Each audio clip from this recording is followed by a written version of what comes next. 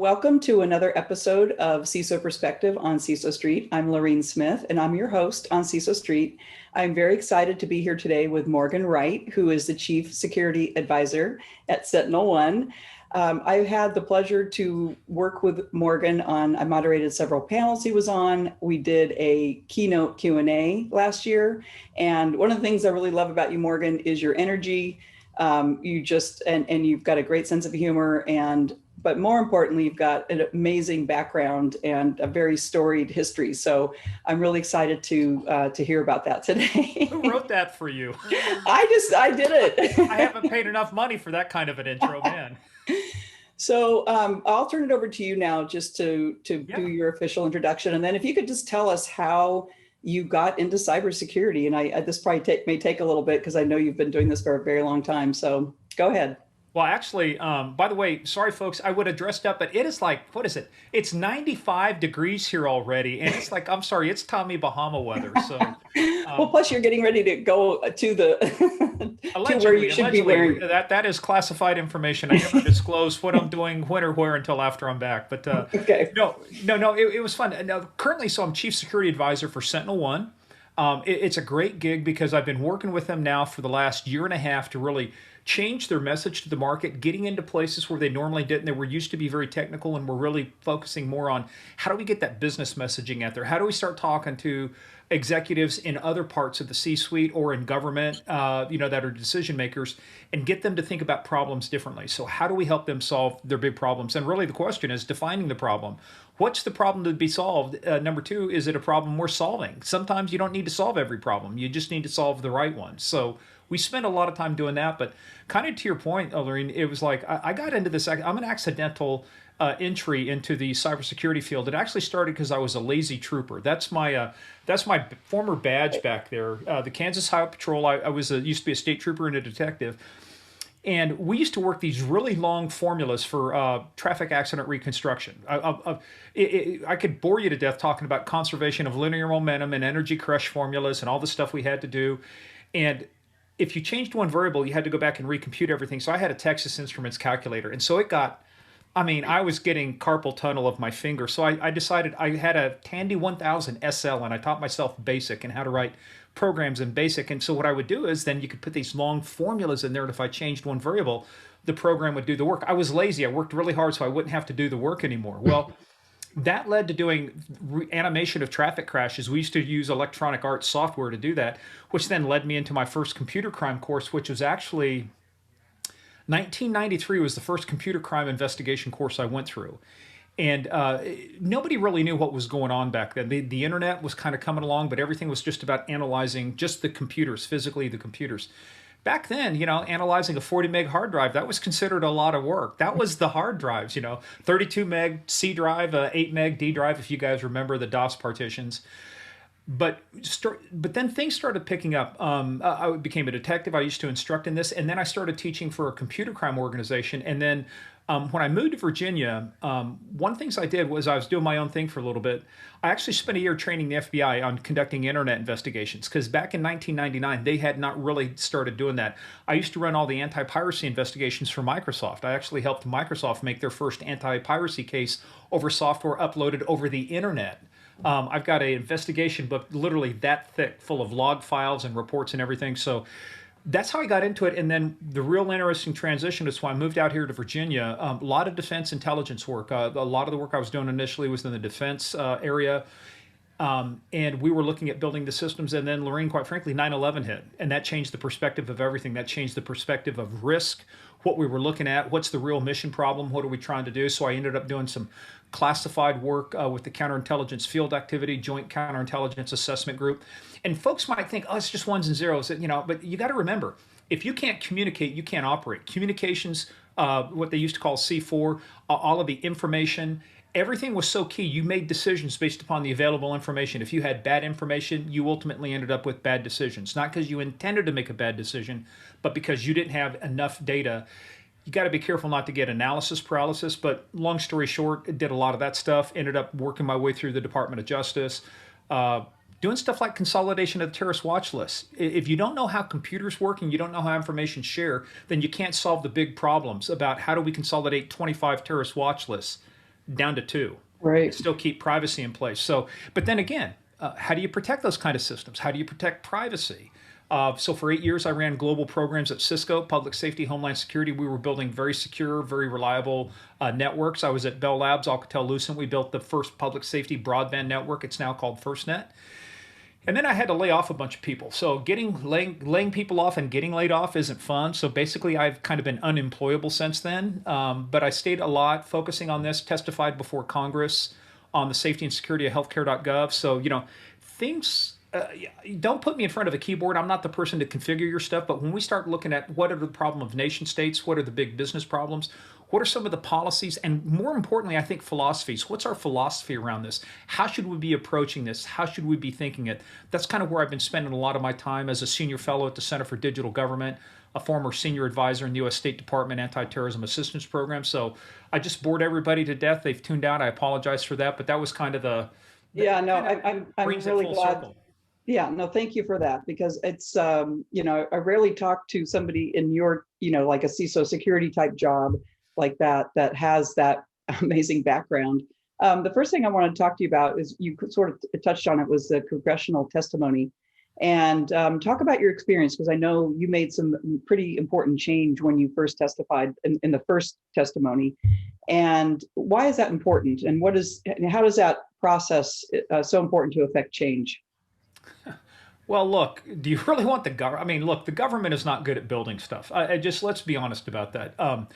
And the real challenge, I'll tell you, one of the quick lessons I learned was that members of Congress don't always understand the issue. And that's just not a negative. There's so many things in front of them, so they rely on staffers or they rely on other people.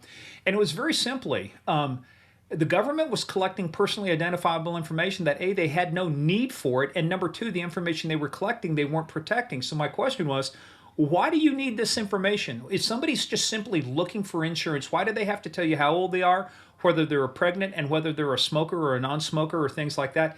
It was irrelevant information to point you in a direction. So that was a change that we made to really just change how the government collected personally identifiable information. Because the other point too is, if you don't have it, it can't be breached. And I was the victim of the OPM, the Office of Personnel and Management breach. My security clearance form called the SF-86 was caught up in that. Me and a lot of friends I knew, we all had TS, and higher clearances, and all of that information is exposed. And it's like, why go through this pain? Don't collect it unless you really absolutely need it. Only collect what you need. And then when you no longer need it anymore, get rid of it. You don't need to store the information just because storage is cheap. So that was one of the big thing. But I'll tell you, the biggest lessons I learned out of that actually came from a member of Congress. And they probably had the best line of all. They said, in government, we never have enough time and money to do it right, but we always seem to find the time and money to do it over. And what we're trying to do is prevent these do-overs. Let's do it right the first time so that we, the taxpayers, wouldn't be on the hook when it was a do-over. Yeah, very good. Interesting. And I've been talking to some vendors and other CISOs that have been involved in the Colonial Pipeline testimony as well. It's just been interesting hearing about, their experience and definitely an important process. So speaking on government still, Biden obviously early this year signed the executive order on cybersecurity to improve or increase, I guess, our awareness really around it. But do you think, tell us a little bit about your thoughts on that? I know it's a big document, but what are your thoughts? Do you think it goes far enough?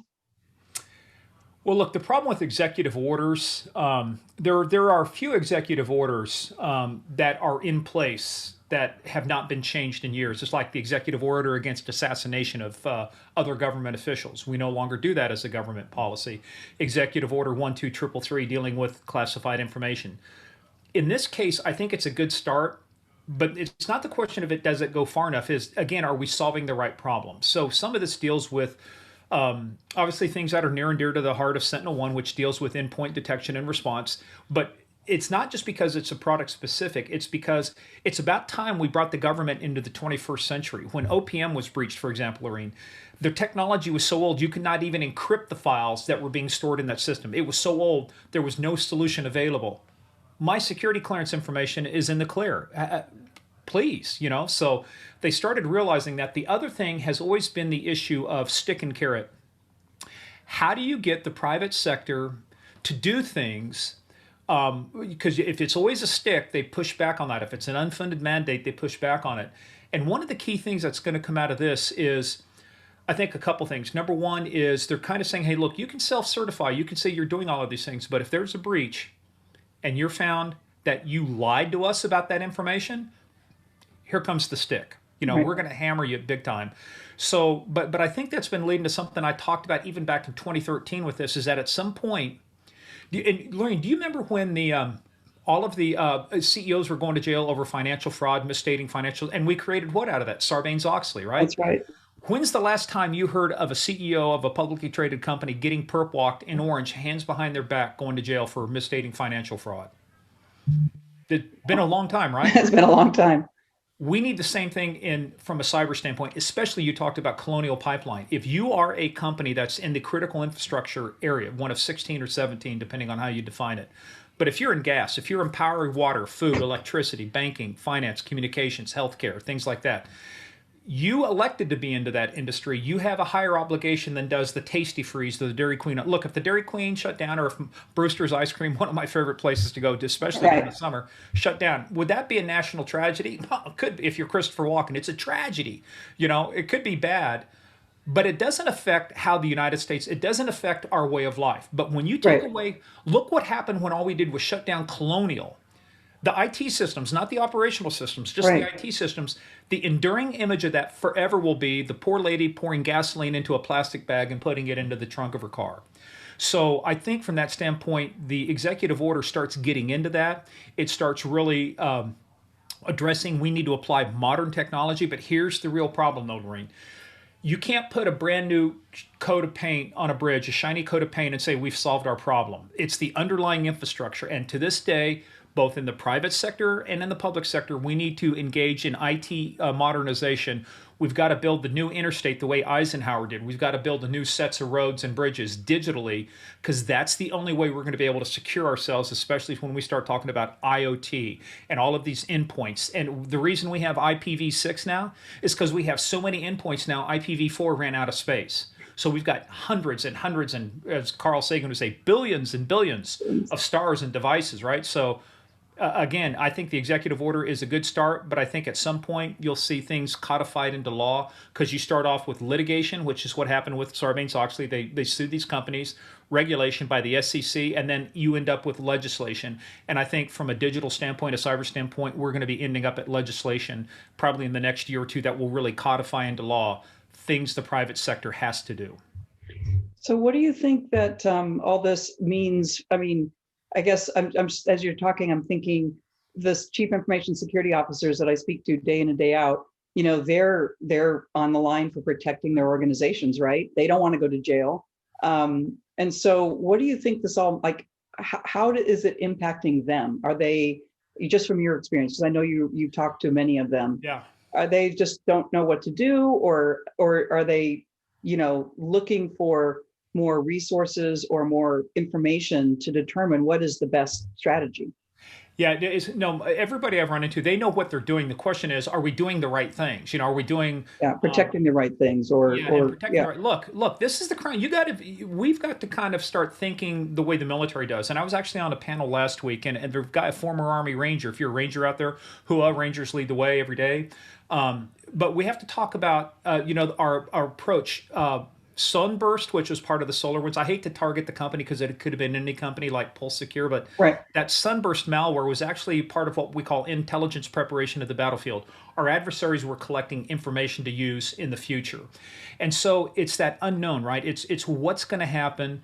But if I were a CISO, here's the things I'd be preparing for right now. Mandatory reporting of breaches. I watched the Senate Select Intelligence Committee hearing on the Sunburst malware operation run by our friends, the Russian, the GRU. 1,000 engineers working on this. And it was software supply chain attack, very novel. It was very effective from their standpoint. But you're going to see now reporting probably into CISA, the Cybersecurity and Infrastructure Security Agency. You're going to see mandatory reporting that says within 24 hours, you need to notify us that you've been breached and kind of what happened. But here's the other problem, though, too, Laureen. It's you have 50 states. You've got 50 laws that say, how am I supposed to report this? This is like playing 8-dimensional chess. Well, do I follow Texas law or California? But if I report to California before I report to Georgia, will that get me in trouble in New York? This is Right. why I'm going to ask you a very simple question, but it sounds like I'm setting you up, but I'm not. If you went to Florida and you decided to drive, what color are stop signs in Florida? I read. Red. They're red in Red. California. They're red in Right. Texas, right? That's right. We would have chaos if every state was allowed to create their own stop sign, their own speed limit sign, their own set of rules. So we have federal standards to govern the interstate traffic and the intrastate traffic of vehicles. I think we have to get to that with breach reporting. It won't be happy. It won't make people in New York and California happy. But if I were a CISO, the things I would be looking at would really be policy issues. We're going to have to. Are we set up to report if not if, but when something happens? Well, let's say if, because I think we're finding some new technologies that are getting to the point of where we can really start being robust and defending against these attacks. But if something does happen, you have to be prepared to report this. And the other thing too is it's really looking at what nation states are doing. I know some CISOs may not spend time. They go, I can't control what Russia does or China does, but you need to be watching what they do. You know why? Because as we've seen out of Sunburst and Solar Winds, they've taken that malware, they've repurposed it very quickly, and now criminal organizations started using some of the same exploits, some of the same tactics to attack the private sector. So you've got to see what's going on out there so you can say, are we defending against this? Do we know what's in our enterprise? Do we have a good do we know what we're managing? I mean, do we know all of our endpoints? You can't protect what you can't manage, and if you can't manage and measure it, it's very hard to defend against that. So those, I think, every CISO is going to have a different business problem that they're trying to solve. But at the end of the day, it's the basic fundamentals. Are we doing the fundamentals, patching our system, making sure that we're defending against, the right kind of attacks? And do we understand what the crown jewels are? Right. For example, last thing here, Colonial. You would have thought that the crown jewels is the operational system, the industrial control system. Actually, the crown jewels is all the information about their billing. That's how they make money. So imagine you want to go up to your favorite store one day. You go to a Walmart or a Costco, or some big store. Right. Well, nothing's wrong with the store. You've just locked the doors. You can't get in. You can't run your business. You can't bring customers in. You can't do anything. I haven't damaged a thing, but I can put you out of business that way too. Yeah, it's so impactful, and we're seeing that now. Most of us kind of lay people don't see what goes on behind the scenes, but now that it's hitting utilities and the meat companies and things like that, all of a sudden it's directly impacting us, and it's a big issue. But you talked about this is a good segue into the next question around active defense platforms, and talking about what can we do, what is the next thing that's going to help this cyber terrorism that's going on. And we've talked about before these active defense platforms and how important it is to have something like that to protect it. Like you protect the endpoints. Excellion, we protect the data. But what are your thoughts on the active defense platforms, and how are they helping to level the playing field? Because we really need to get one leg up on these cyber criminals. Otherwise, we're chasing them. Yeah. So, I want to be clear, because we'll hear some people talk about active defense, and it's like they want to be able to hack back, and that's what I want to be clear. Is that what you're getting at? Or let's be clear about, because I want to make sure we define the right term. So when you're saying active defense, what are you really meaning? Well, it's not really fighting. It's not attacking back. It's actually developing software so that we have security, we have decoys, we have tripwires, we have things built in to prevent these attacks. And it's not really going after them, because I know that's a big discussion as well. But it's more related to the technology and how we can develop, because 15, 20 years ago, we weren't developing software with security in mind. We were developing software to get it out to market quickly, to make money.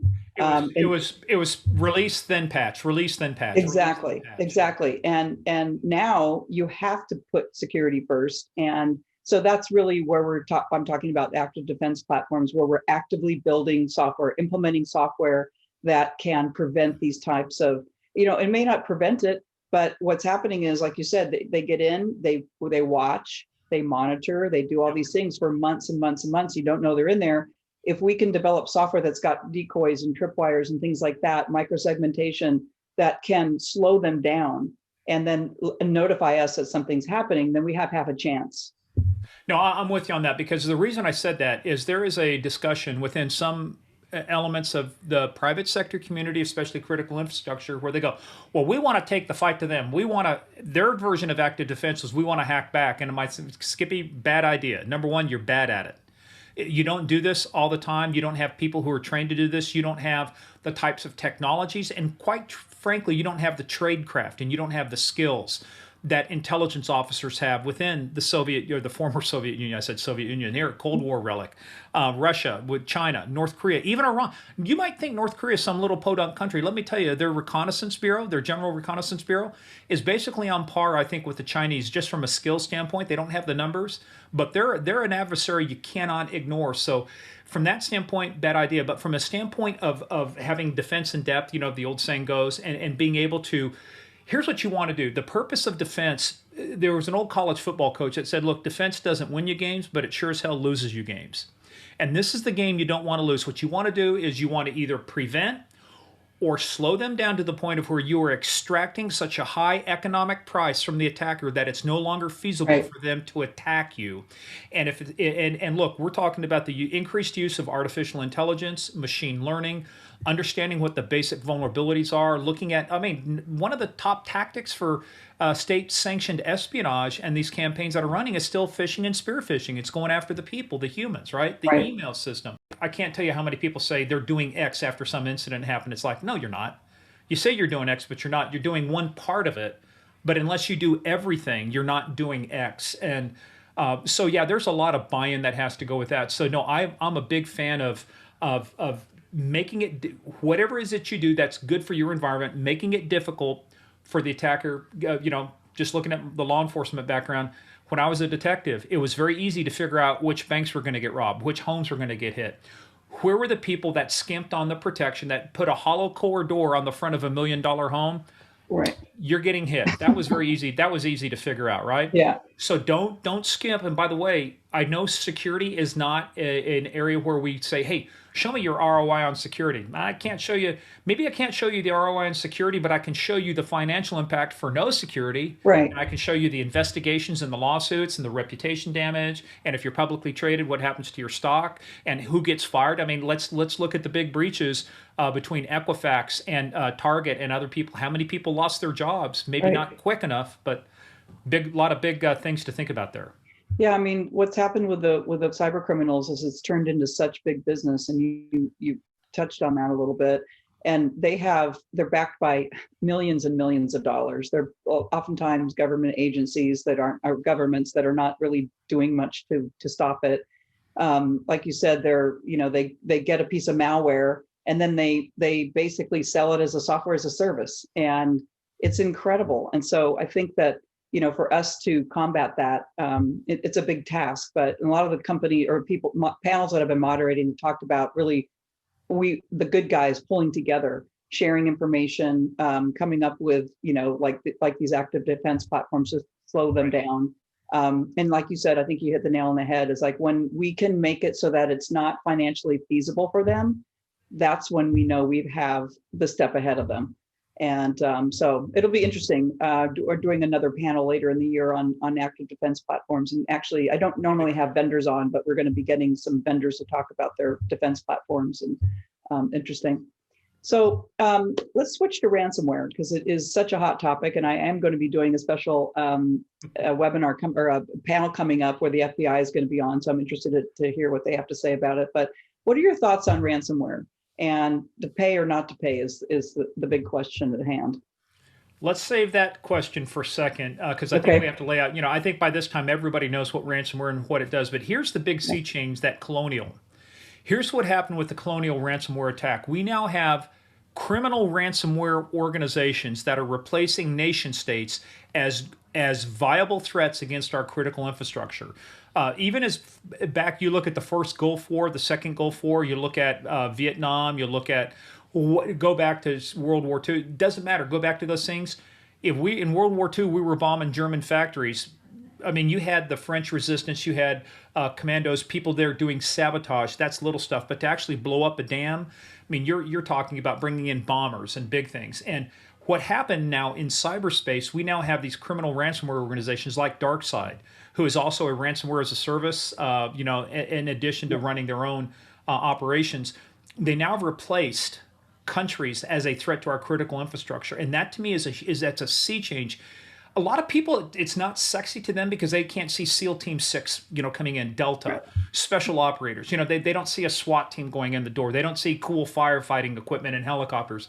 This is all being done in cyberspace. But what's happening in cyberspace is these organizations, and so it sounds dated, but it was actually spot on. I wrote a couple chapters in the 4th edition Computer Security Handbook. One was called Working with Law Enforcement. I said one of our biggest challenges in the future will be organizations and criminals that operate in countries where we have no extradition treaty with or no what's called MLAT, Mutual Legal Assistance Treaties.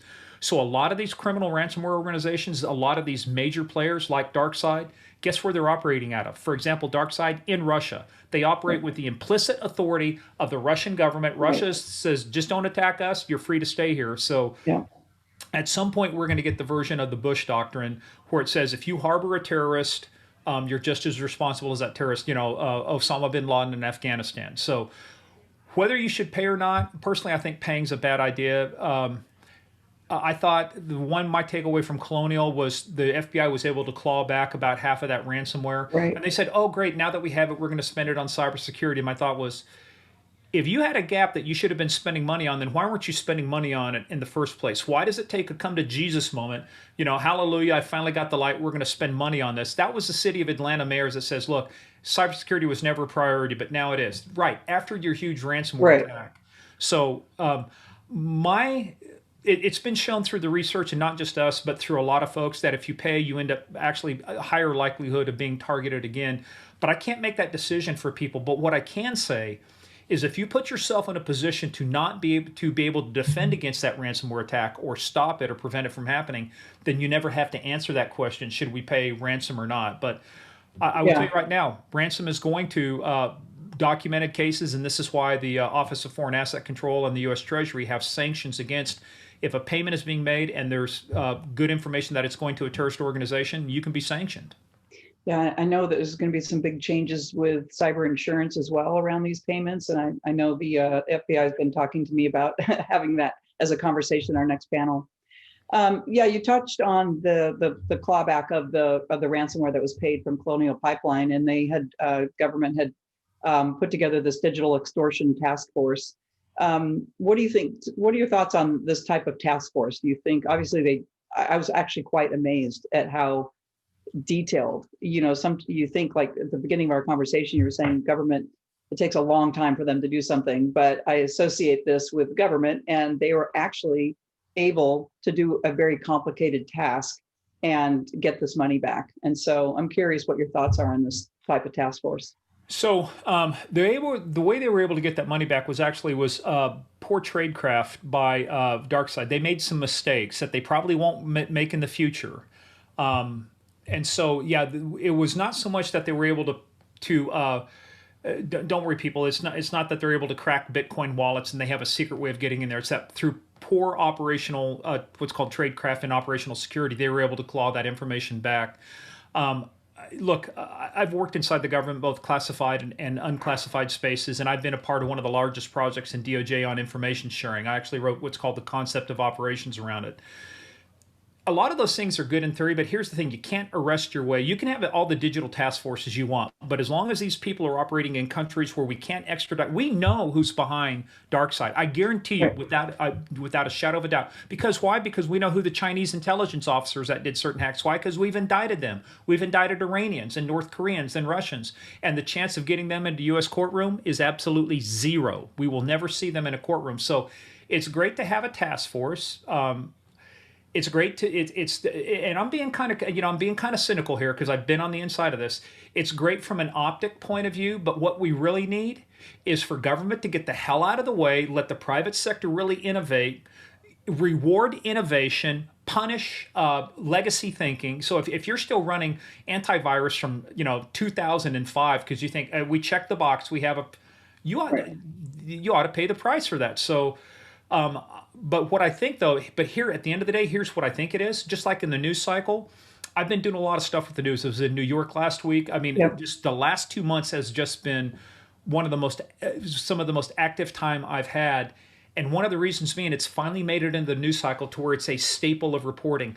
With the government focusing on this, it means that they will now start focusing on creating the policy so we can now figure out, because it is not a technical solution to stop these ransomware gangs from operating. It is a political, it is a diplomatic Right. solution that says, you've got to do something about it, Russia, or we do this. And so I think they'll get there, but the task force is a way to start. But if anybody thinks that by establishing a task force, ransomware is going away, I would like to disabuse you of that right now Yeah, I on this agree. I podcast. agree. Yeah. It's the same thing as the Biden order, executive order. Those things. It just it it's the beginning. It's the It's a beginning. start. Yeah. It's a start. So you touched a little bit on zero trust, and we've talked. You and I have talked about this before about whether it goes far enough or not. And you talked about it being a policy. It's a theory. It's policy. It's guidelines to follow. But talk a little bit more about how zero trust is not enough and what makes it enough. So if we think about it, I think Zero Trust is coming up on 11 years old now, 10 and a half years old, I think. And what's its adoption rate? I mean, how many companies have adopted Zero Trust? How many people are moving towards that direction? We've got the cybersecurity framework. We've got people whose favorite cocktail game at parties is to list all the different NIST, frameworks they follow, and it's like 800 dash this, and it's like, Right, right. okay, we have all of that. Here's my answer. Are we safer today than we were 10 years ago? The answer is no. Actually, attacks are up. Everything is up. Why is that up? And I think it's one of those things. I think we do have to get better. Now, I did hear an interesting perspective on zero trust is as we do micro-segmentation and users have to keep re-authenticating and stuff. There are some people where the efficiency is built around the persistence of the connection. So always having to stop, and authenticate or do stuff Right. may impact that. But again, it's one of those things. You can't look. It's like launching a rocket to go to the moon. And I heard an astronaut talk about this one time, a real astronaut too. He said, "Look, getting to the moon was a very simple problem. It's a very simple set of problems to solve. We only had two problems: how to launch and get there safely, and how to return." He said, "But you don't do the first part till you solve for the second part." And a lot of people say, "Let's launch." Well, you can launch, but do you have a plan for getting back to Earth safely? So you can't do one without the other. So doing half measures will actually end up, I think, doing you more harm. So I think zero trust is not a silver bullet. It is not the one thing that if everybody does it, but I think it is a combination of things that is appropriate for your environment, for the mission you have, for the company you have. You need to decide. Lorraine, I'll give you this example too. We're on Zoom right now, and a lot of people say, "What's your favorite platform?" And I said, "It's whichever. The best platform is the one that you use consistently, that you understand how to make it work. You can Right. have one with all the bells and whistles. How many people use all the features of Word and Outlook and PowerPoint? They Well, don't, right? it's the same as like us, Zoom versus Teams. I know Zoom. I don't want to be on a Teams meeting only because I don't know all the features like I know Zoom. So I totally understand that. And that's my whole point. So I think it's whatever you do, make a plan and execute on that plan and continue. Eisenhower said it best one time. He said, "Plans are worthless, but planning is invaluable." Continuous planning, continuous evaluation, and actually, what you were talking about forward, it actually made me think of what's called the OODA Loop. We've got to get better at making decisions. You were talking about, some of the decisions we have to make, and or do CISOs, are they making the right decisions? This Right. gets back into the OODA loop: observe, orient, decide, and act. This came out of Vietnam and jet fighters. We had to figure out how do we quit losing our F-4 Phantoms and our other fighters in combat because we didn't have machine guns anymore. We had missiles. So Colonel Boyd came up with this OODA loop, which Top Gun was based on. But we've got to get better at coming to decisions quicker, faster, better. Because to your point, we have to get inside the decision making loop of our adversaries. If it takes us so long to pull information together and make a Right. decision, by that time, this event is going on. How fast can we observe and orient and use technology to collect, fuse, and analyze that first part of the information? Because then we have to decide, and we have to take action. A good plan executed today is better, and executed violently today is better than a perfect plan executed next week. That's so true. Very, very good. Okay, so I'm going to ask you about your podcast that you just released. I actually saw that the first episode on LinkedIn. But so tell us about that. Tell us about. I know you have so many different angles of what you do in security. I I love have it. So occupational ADD. I cannot do one. I'm sorry. And I have OCD too. Do you know what CDO is? no. It's OCD in order. So that's why everything has to match. My Tommy Bahama, the whole works. So no, actually, a friend of mine is Steve Murphy. If you've ever watched Narcos on Netflix or know the story about the capture of Pablo Escobar, Steve is the DEA agent along with Javier Pena, one of our other partners on this. He's there for our bonus content, but we just launched it. It's called Game of Crimes. Yep. Total ripoff of Game of Thrones, Game of Crimes. You ought to see our crime throne. Got a whole trailer. Go to our website, gameofcrimespodcast.com. But what we do, it gets back to my roots. Look, I'm still a cop at heart. I still love doing things that help solve crime, return the missing, protect the innocent, kind of being that sheepdog thing. So him and I have actually got some really great interviews. The first one is me interviewing Steve and Javier about the capture of Pablo Escobar. The second one is George Young. If you ever saw the movie Blow with Johnny Depp, it was George's last interview. We talk about him and his operation during the heyday of the cocaine trade during the 80s. This guy made $100 million and lost it all. And we've got the Green River Killer, Dave Reichert. Ed Davis is a friend of mine. He's the Boston Police Commissioner. We talk about the Boston Marathon bombing. This is a long-form true crime interview where we actually go into depth on the capture of El Chapo. That's 2 episodes. Green River Killer, that's 2 episodes. So we go deep, and you will get stories you've never heard from anywhere else. That's so good. Well, I'm really interested to. Well, thank you for asking. I'm gonna watch the first episode. Well, it caught my eye only because obviously I was going to be talking to you, interviewing you today. But we launched a blog series on CISO Street, and one of our bloggers, he was an undercover agent, had a really interesting background, and so instead of just blogging on like data classification or how to talk to your board or whatever, which are all important, and those are on the blog as well, we had him go a route of writing a cybercrime fiction blog, but based on real life incidents that he went through. But it's like every episode's like, it's all going to be all together like an episode of 24. So it's interesting because I find it interesting because every time I talk to him, like you said, you're just like, what? That happened? My God. Speaking of 24, this is my mascot. His name is Jack Bauer, Bower. Jack Bauer. That's so cute. Now, I'm a huge fan of 24. When I was at Cisco did product placement. I have the phone and I actually have the mug right here from the counterterrorism unit on 24 with Jack Bauer. Awesome. That's cool. Okay, one last question. Yeah. What do you like to do when you're not in your chief security advisor role? I'm a huge fan of biking, both outdoor and Peloton. So I'm in a training group right now. We're doing work on I'm not a runner, so I can't do Ironmans and stuff like that. I can bike the full distance. I can swim and the full Ironman, not the half. I can, right. But I just can't run. But we're doing endurance events. So I do a lot of power zone training. I do a lot of endurance training on my bike.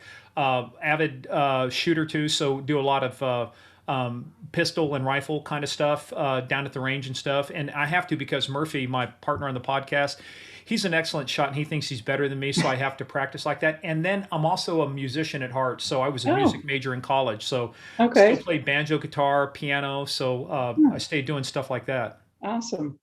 I just started to learn the guitar. I bought a guitar about 6 months ago, and I have this plan. By the end of the year, I have a song. It's a pretty complicated song. I'm going to play it.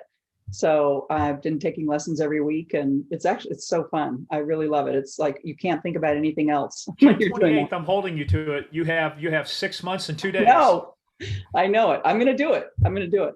So my other hobby too is adding to my Tommy Bahama collection. So I have the most extensive collection of Tommy Bahama clothes. Everything I basically wear, especially during the summer, from shoes to shirt, is all Tommy Bahama. Oh my gosh, they should do an ad for you.